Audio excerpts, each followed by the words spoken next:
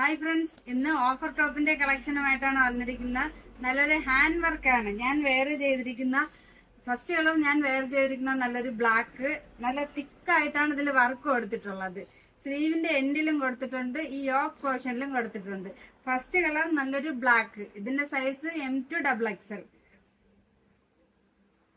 Second colour നല്ലൊരു lavender colour, ഇതില് V നെക്കാണ്.